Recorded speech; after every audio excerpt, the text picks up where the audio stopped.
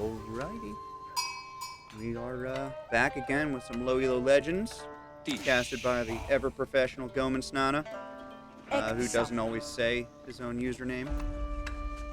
Right now, we are in the casting another game from the bottom bracket. We got Sgtswabby, the one who took down Kaiser last match, but it's a Swiss stage, so nobody was eliminated. But Sgtswabby going up against Djangomango, who is presently streaming the match from his perspective, in case anybody wants to see that. Japanese versus Byzantines. Sgtswabby seems to be making it kind of clear he's a one-trick, so we'll see if he makes it to the finals, if that ends up actually playing out that way. Game just started. Nice sheep collection. Ah, yes, good. Who knows, maybe Sgtswabby listened to me last time. Freaking out about the about the position of the sheep. They were just a little too far away from the basin. It just was bothering me. Okay. Well, not a whole lot to report on at the moment. You got your cistern, you got some gold income, you got food, a little bit of wood. I mean, somebody probably smarter than me might be able to extract this. But for me personally,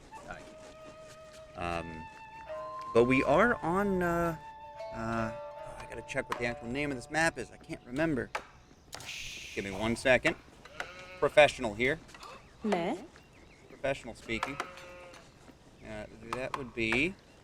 This is obviously Water Drake. Duh. I don't know why you guys asked me to look it up. You know, I was positive I knew it was. There we go. Water Drake it is.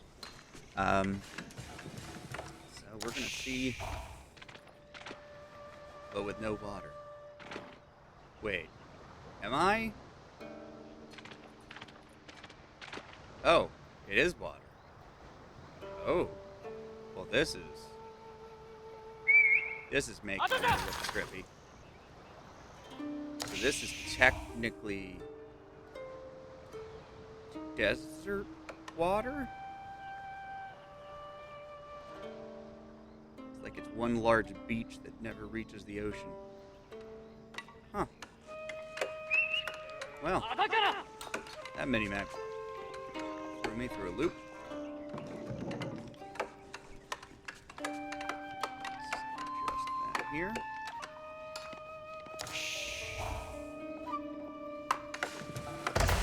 Okay, pretty standard with the Japanese, going with effectively the only landmark everybody kind of has to go with for them. Until possibly they rework the other one. I do like this landmark, though. Nice. I like when, I mean, I just appreciate when the hands-down best one doesn't necessarily force you to do anything in particular. It just helps out your economy. So, and it doesn't slow you down. Unlike, for example, just always want to go with 4x Barrett, or 4x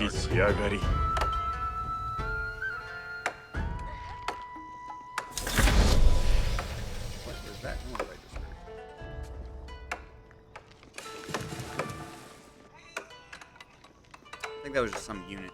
That voice kind of reminded me of one of my friends. I don't think anybody joined me where I am. So I wonder if this is just his preference, or if this is a pretty standard one for a lot of people. They like to go the Imperial Throne. I'm somebody who personally isn't a huge fan of using cavalry, so I tend to avoid it. But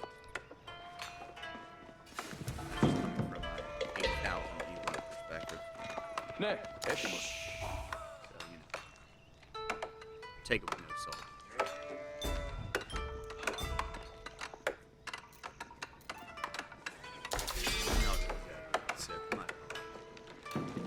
Alright, hey, let's do the standard caster thing from what I've seen other people do, and let's take a look at these resources. Pretty similar. Both of them are not prioritizing gold very much. Very unlike me. Then again, I do tend to play a little man-at-arms heavy.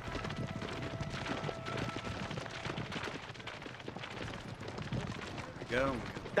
One scout, 3 horsemen. Just like Swabby did in his last game.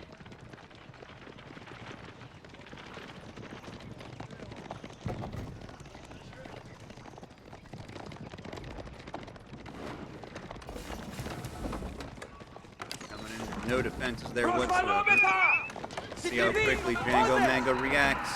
Oh, okay, that wasn't too bad, although he only kind of moved him a bit out of the way. He needs to keep moving. Oh, I thought he was actually moving the villager there. Nice, good watchtower. Outpost. You know what I mean. Alright, not bad. You know, keeping him on his toes.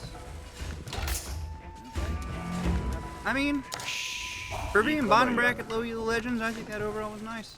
Does a little run by, causes a little lost mining time. At the same time, the other player doesn't take too long to respond to any of it. Nothing lost. Oh.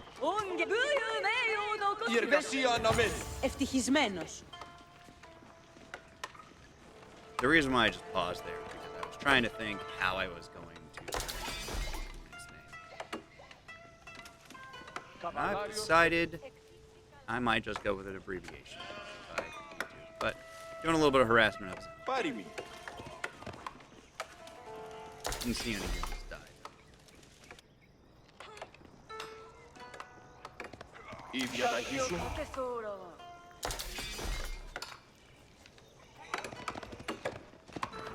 map definitely characterized by some an abundance of wood. Though you chop it at your own peril. Avenue of attack if you go through it. Swabby, not wanting to deal with anybody doing what he basically just did. Djangomango over there, blocking off the north. Wonder if he built that gate because he had a villager stuck on the other side, because I don't really see much of a purpose of having a gate.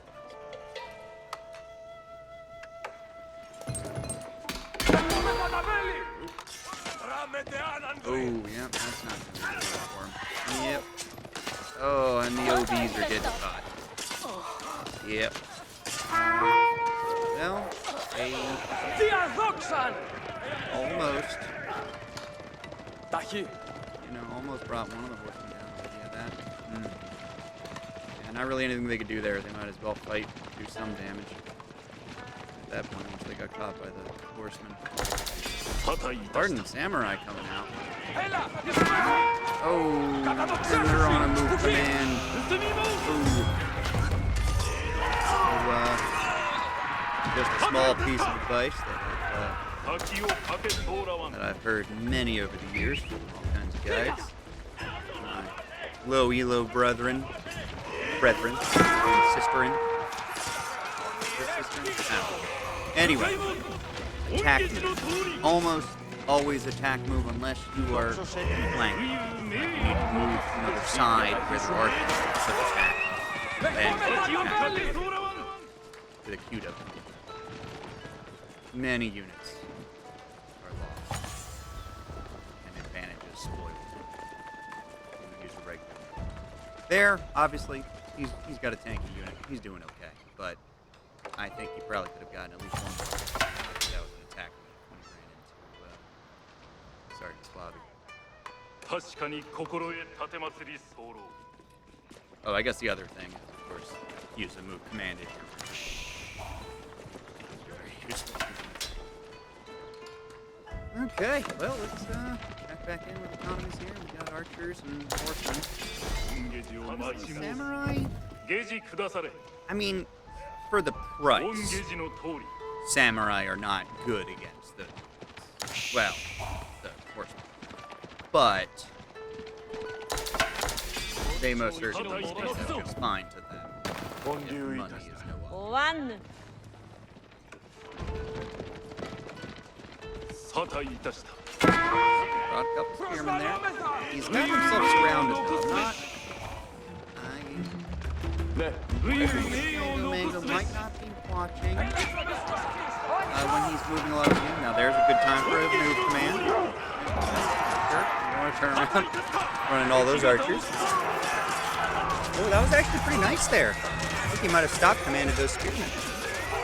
I think you can tell them to attack. Oh, I'm not really sure. Once again. Okay. Ooh, absolutely slaughtered. Sgtswabby losing out on the micro there. He definitely needed to pull those horsemen back a little bit, but it's okay.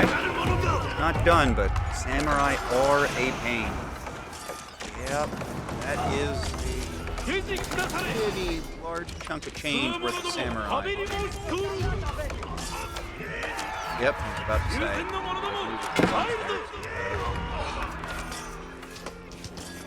say. Okay, he's dropping off the wood. Good.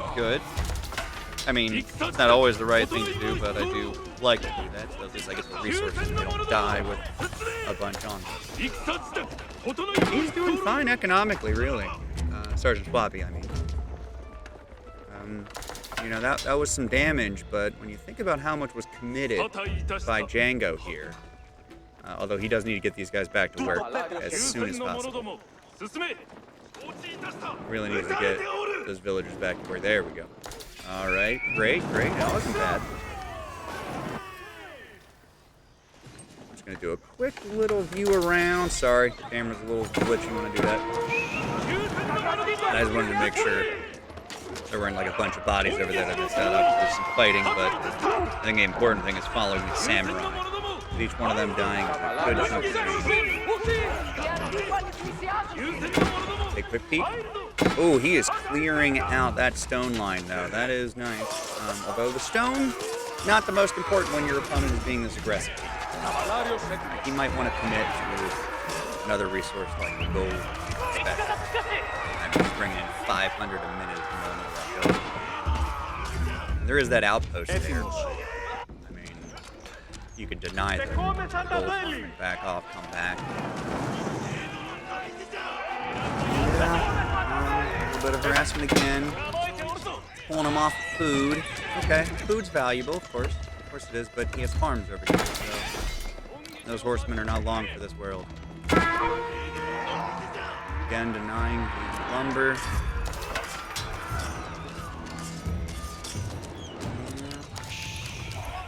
Back into there. Those horsemen, like I said, not long for this world. They didn't get any kills. Not over there, at least. He's building a watchtower. Djangomango is. I gotta stop saying. Not very specific. One thing going for Sgtswabby here, though. Not that he has a lot going, but he did right-click on the Imperial Hippodrome, and that will take a long time to kill. So if he keeps right-clicking instead of attacking things, get a little bit. I mean, the horseman. But what can you do, I suppose? You don't have a castle age deck on it. Would he has not put his villagers back to work? No, he has not.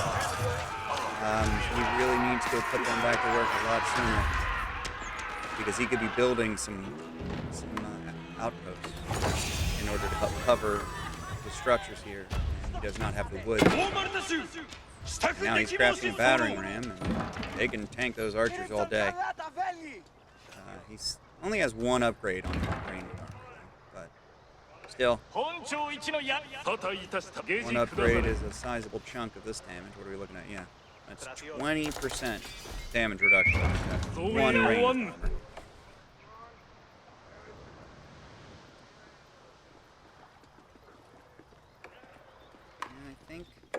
I think perhaps Sgtswabby maybe got a little caught off guard with having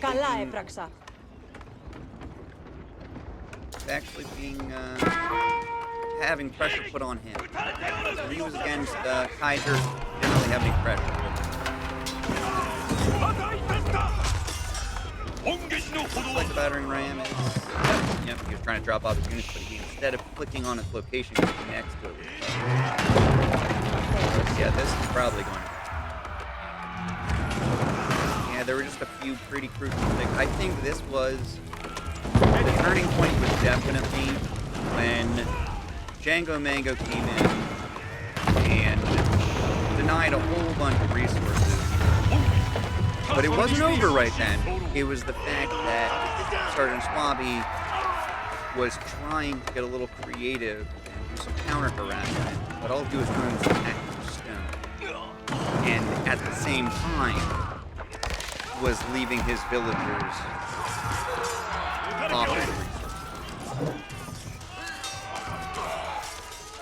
I think that was pretty big because, I mean, I was pointing out about the incomes at that moment. It really wasn't that bad, but it got real bad real quick.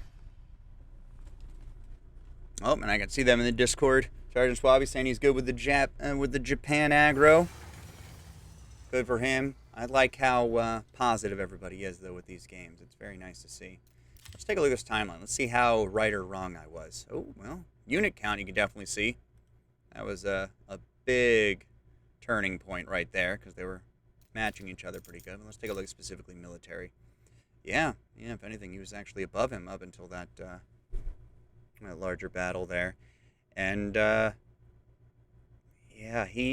Let's take a look at this economy because I'm curious if it's so. That's between 820 and 1230, about right in the middle. Let's take a look. Yep. Oh yeah, it keeps marking that even on the economy, right, for the battles there. Yeah, I mean, you can see they're pretty close to each other. That battle occurs, and then you can see that the economy is going down because he's being stalled. But Djangomango, he wasn't sitting in his base for that long. He was sitting there for a little bit, but not this long. He wasn't in there for, close to 4 minutes. But his villagers were left inside of his town center for far too long when they could have been possibly gathering lumber because he needed it, but also producing some outposts, something that could help protect the buildings on the outside that he was starting to do damage to. I'm not saying that would have necessarily changed, but, everything counts, and if nothing's happening, obviously you're not helping your cause. Yeah, resources, yeah, he was doing pretty good. He even was sitting on a nice little chunk, although it wasn't gold, though, which I think would have been helpful for him, especially because if he could have gotten himself the castle with using that gold and produced knights, that would have been huge for him. But nonetheless, it's always nice, though, to see that these games have actually been, relatively close, and there's kind of, one fairly big blunder, and that's usually what ends it. So, all right, we'll stop the recording there.